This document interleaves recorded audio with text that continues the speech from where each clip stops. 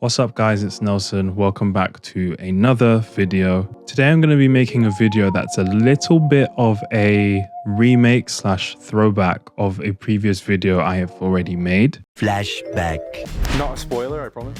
Are you telling me that Cars is on your list? I'm not saying anything, bro. Lightning, bro. Lightning.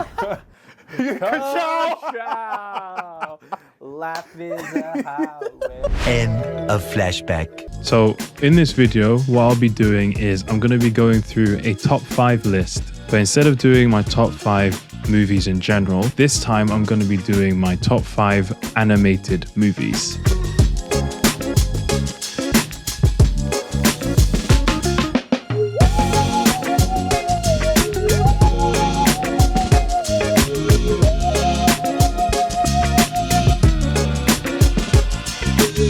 So I'm just going to quickly set some ground rules before I start this video. And these rules are that I'm only going to be picking one movie from each producing studio. So for example, there won't be 2 Sony production movies on this list. There'll only be 1. And secondly, the opinions I have about these movies is not necessarily based on the quality of the movie, but more about the message that it's given to me in my youth or in the present day. So I'm going to first start off the list with a few honorable mentions. So for the honorable mentions, I have Shrek 2, Coco, Toy Story 2, and Meet the Robinsons. I have all of these movies in this section because when I was deciding my top 5, I was struggling with all of these movies, all related to the purpose of family. I've seen a spider dangling from my microphone. Hello there. What?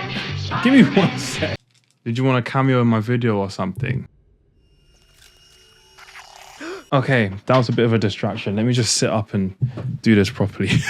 So as I was saying, all of these movies have a very strong narrative connection to the theme of strong family environments, I guess. But I'm not going to spend too much time on these movies because they, in my opinion, all come second to the first movie, which is in my top 5. So number 5 in this list is Finding Nemo. Now, this was the first movie I actually watched in cinemas, probably when I was about 2 or 3, depending on when the movie was released. But I think the main reason why I've still watched it so many times over the years is because it's something I'm really able to relate to. This narrative I'm talking about is recovering from past trauma. I don't think this movie needs much of an introduction, so I'll just get into it because I have a lot I want to say for my 5th pick. But Finding Nemo is such a great film, visually speaking, from a narrative perspective, and with all the management of the characters. Whether it's talking about Marlin being the stressed and very paranoid parent, Nemo being the rebellious child,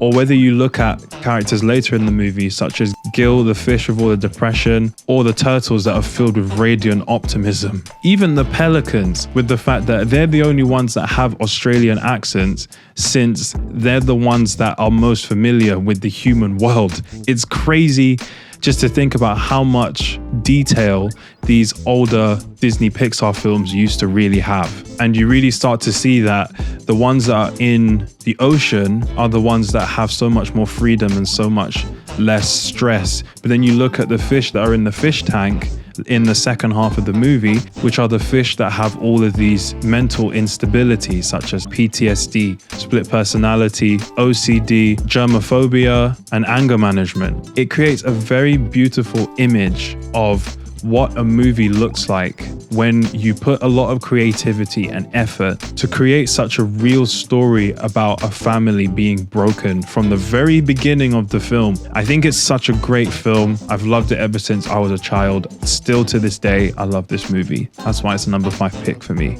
Gosh, I don't even know how I'm going to top off that description for the first film. Film number 4. Now, this is kind of cheating. I'm going to do a quick breakdown for my decision for number 4. Part of me really wanted to put in another Disney movie here. And I know I made the condition at the beginning about not having 2 movies from the same studio be in the list.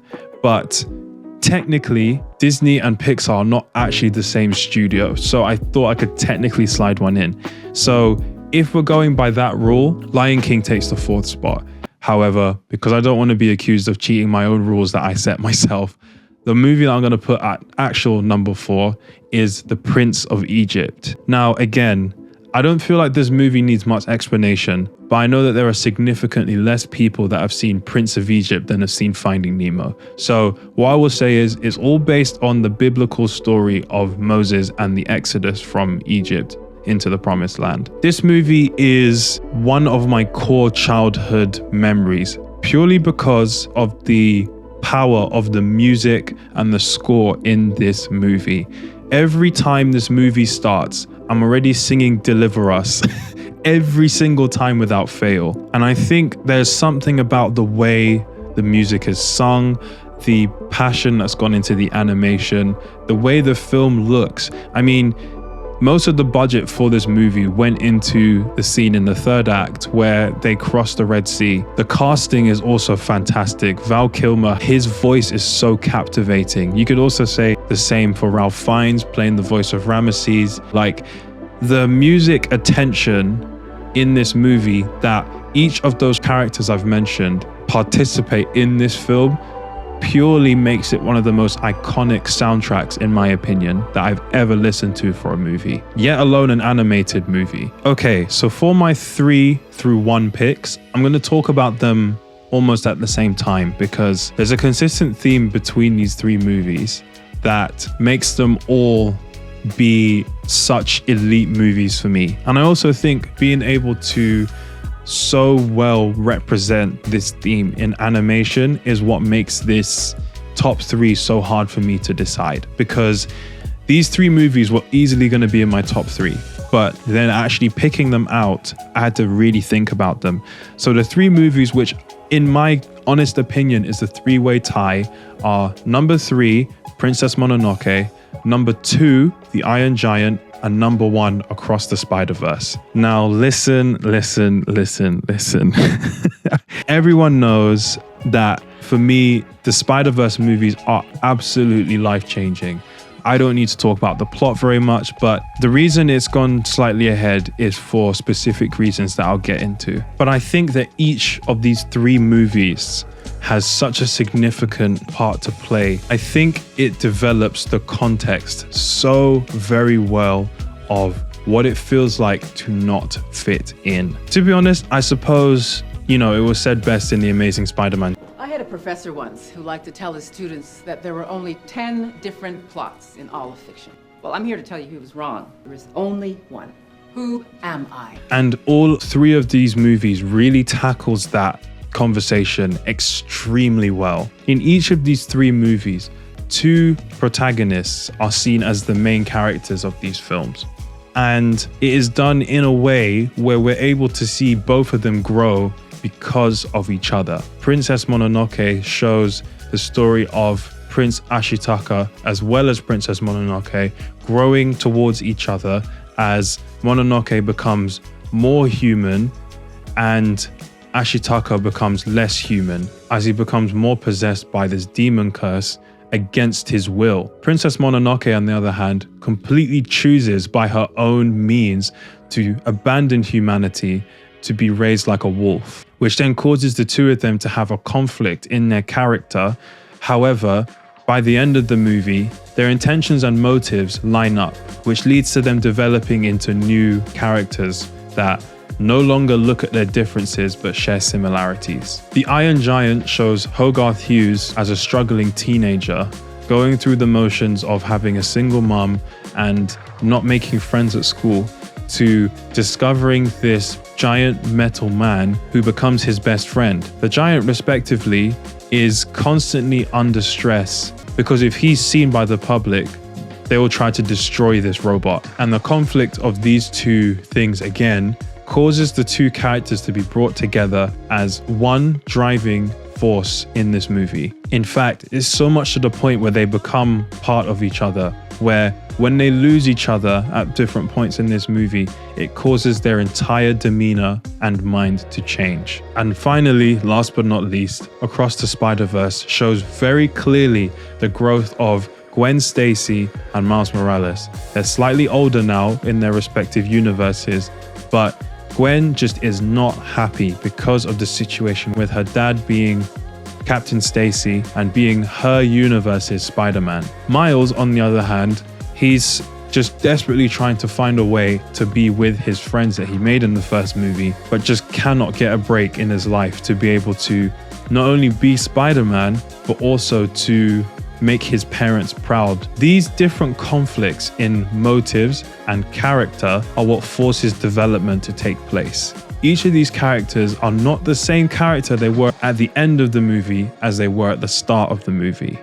And this really shows something so important to me, because each one of these movies ends with one of the characters, not both of them, just one. And then we get to see what they've taken on from the other person that was significant to them throughout the movie, and what that then shapes them into as a person by the end of the film. Some people are probably wondering why I didn't put Into the Spider-Verse on this list. I really wanted to focus on a movie from each studio. So that means we have one from Sony, one from Warner Brothers, one from Studio Ghibli, one from DreamWorks, and finally one from Disney Studios. I think all of these movies being so important to me is from a very clear point that these movies are really able to capture a narrative context whilst also provide a visually stunning story, but not one that takes away too much and sucks you out and draws you out of the story itself. And of course, there are many movies that are animated that I haven't seen. And I also didn't want to mention any anime movies on this list, such as The End of Evangelion, even though I personally believe it's one of the best anime movies of all time. I didn't want to put it on this list because that may be a list I make for another time. Anyways, I just wanted just to make it as short as possible and get to the point as clearly and as precisely as I could for this video. So that's it for today. I really hope you guys enjoyed this video. And let me know if you want me to make more top fives. It's quite fun to make these, to do a little bit of studying, a little bit of watching back and that kind of stuff for these videos. Let me know what your top 5 animated movies are in the comments below. I'd love to hear what you guys have to say. Do you agree with my list? Do you disagree with my list? Are you furious that some movies aren't on here? Let me know. I really want to hear your guys' feedback. If you guys comment, I'll be in the comments to have some discussions with you about these movies. Anyways, that's enough from me. I've been Nelson. Thank you guys so much for watching. Like the video if you like the video. Comment, subscribe, share. And I'll see you guys in the next video next week.